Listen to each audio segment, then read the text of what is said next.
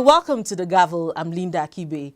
Things are pretty much back to normal in the National Assembly after the incident last week. And I'm talking about the day when the police stormed the National Assembly and had a face-off with members of the House of Representatives. This incident has elicited widespread condemnation across the country. While the Senate during the week condemned the attack and has set up an ad hoc committee to investigate the attack by the Nigerian police on the National Assembly on Thursday, November 20th.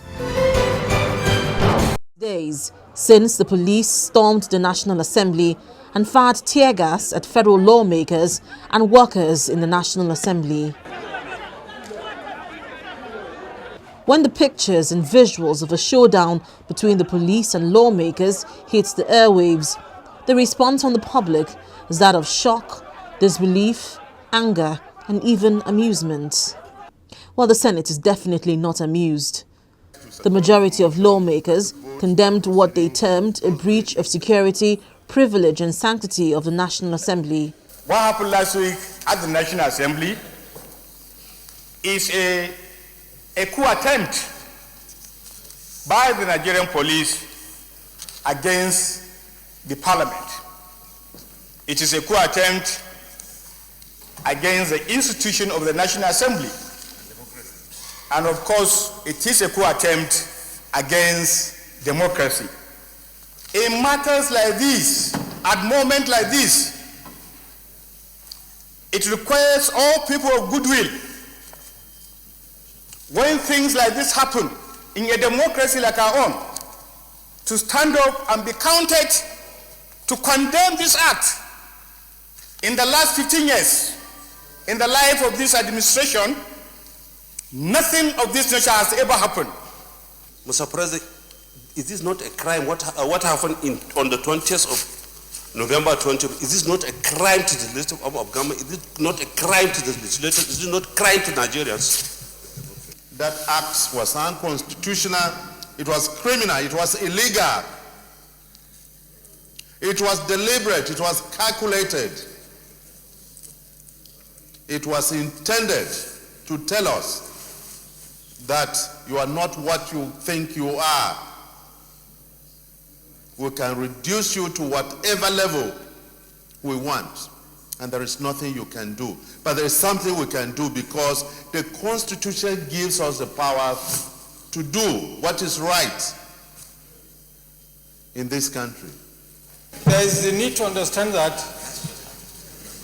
they cannot give consent for members to be prevented from coming to do their duty. Usually, or what is expected, is that when the sanctity of the legislature is going to be threatened, they will seek the full protection of the legislature and legislators so that they can come and do their job, and not for them to be prevented from doing their job. So they could not have been consulted in order to barricade the National Assembly and prevent members from doing their job. Anybody that has not been sworn to sit in this Hallowed chamber and in the chamber of House of Reps is a stranger, which is why whenever we want to receive even Mr. President of the Federation or the CJN or even the special advisor on legislative matters to Mr. President of the Federation, a motion will be moved by the leader under Order 108, I suppose, to allow them to come inside there.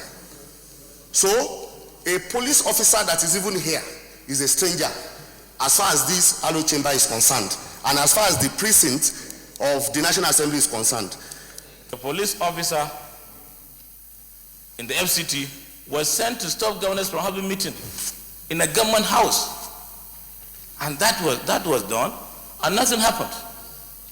Mr. President, you remember here in the Senate when we were investigating the issue of pension, we committee signed a warrant of arrest to bring an officer. He didn't come. At the end of the day, we came to you. You are number 3. You signed that warrant of arrest for the IG of police at that time to bring that officer. On that day, the IG was not there. Even his representative was not there. That also lack of respect to this institution. Mr. President, you remember we were sent to Rivers under our committee to investigate where the police or the state assembly members were fighting, and the commissioner of police office was just across the road. But he said he didn't know what happened, and they came and created all these problems in Rivers State. So I think, sir, we have to checkmate this matter. We have to find out whoever is involved. We have to make sure that the law takes its course. We should not allow this thing to continue. Otherwise, one day, anybody can go into this kind of situation. This federal lawmaker wants the Senate not to jump into conclusions before an investigation is conducted.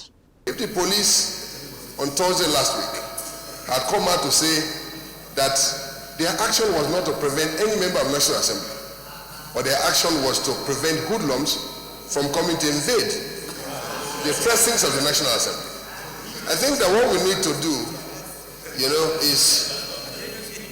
is to investigate.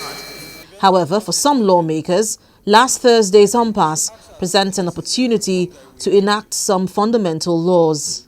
At this time of terrorism, insurgency, and where other security agencies are even alleged to have some infiltrations, Mr. President, it is wise for the legislature, not just the National Assembly, sir. I'm not talking of the National Assembly alone. The legislature all over Nigeria, including Ekiti, Rivers, and all of them, to be allowed by law to have and maintain armed security sergeants at arms office so that they can protect the legislature and the legislative process and proceedings. That happened, unfortunate event, should be looked at positively so that it will serve as a wake-up call for us to look at the laws that establish and guide the operations of this institution. When this incident happened, Mr. President and distinguished colleagues, and we came in here all tear gas or had the remaining, inhaled the remaining tear gas. You shut down the National Assembly.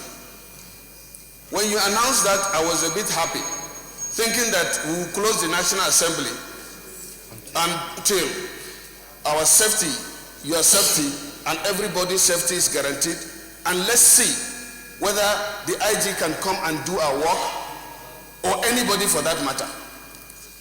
And then I was disappointed when you said we should come back on Tuesday again. But you are the President of the Senate.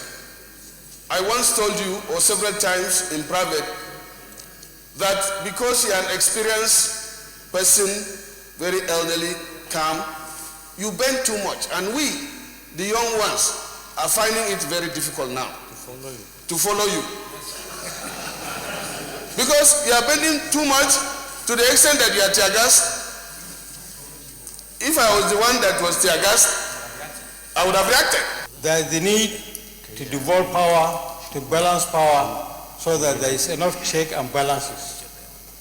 When you over-concentrate power in any one place, this kind of thing can always happen. I think this legislature or the next legislature must look at fundamental constitutional reforms and not scratch the surface and do the needful. And there is the absolute need for orienting certain key institutions of government, because the certain key institutions of government tend to protect leaders. That includes us. It's as if they are there purely to protect leaders. They are there to secure the lives of leaders, but not to protect every interest of political leaders. Essentially, there are interests of the state, interests of the nation that nobody should encroach upon. Whether you are on the executive, you are on the legislature, or you are on the judiciary side. At the end of the debate, the Senate set up an ad hoc committee to investigate the security breach in the National Assembly last Thursday.